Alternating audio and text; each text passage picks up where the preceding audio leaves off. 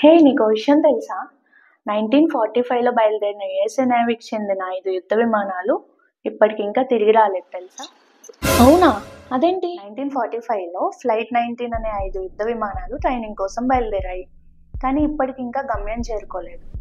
ఆ ఫ్లైట్ 19లో ఉన్న వారి చివరి మాటలేంటో తెలుసా? "We don't know where we are. Everything is wrong." అంటే వాళ్ళెక్కడ ఉన్నారో ఇంతవరకు తెలియలేదా? అవును. అంతేకాదు 1918లో యుఎస్ఎస్ సైక్లోప్స్ అనే ఒక షిప్ యుఎస్ఏ నుంచి బ్రెజిల్కి బయలుదేరింది. వెదర్ అంతా బాగానే ఉంది, మేము ముందుకు వెళ్తున్నాం అనే సిగ్నల్ కూడా ఇచ్చింది. కానీ కనిపించకుండా పోయింది. అవును, ఇలాంటి సంఘటనే నాకు కూడా ఒకటి తెలుసు.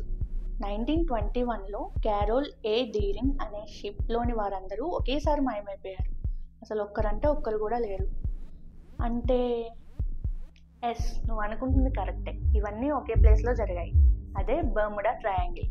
దాన్నే డెవిల్స్ ట్రయాంగిల్ అని కూడా అంటారు. ఇది అట్లాంటిక్ మహాసముద్రంలో ఫ్లోరిడా, బర్ముడా అండ్ ప్యూటోరికో మధ్య ఒక ట్రయాంగిల్ షేప్లో ఉండే ప్లేస్.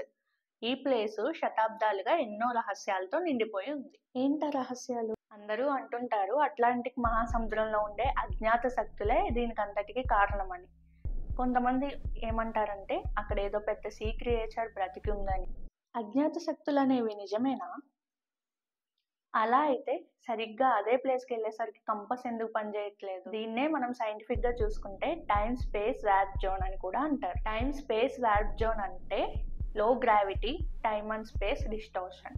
ఈ డిస్టోర్షన్ వల్ల నావిగేషన్ ఇన్స్ట్రుమెంట్స్ లైక్ కంపస్ లాంటివి అస్సలు వర్క్ అవ్వవు. అవునా? ఇంకేమైనా మిస్టరీస్ ఉన్నాయా? ఉన్నాయి.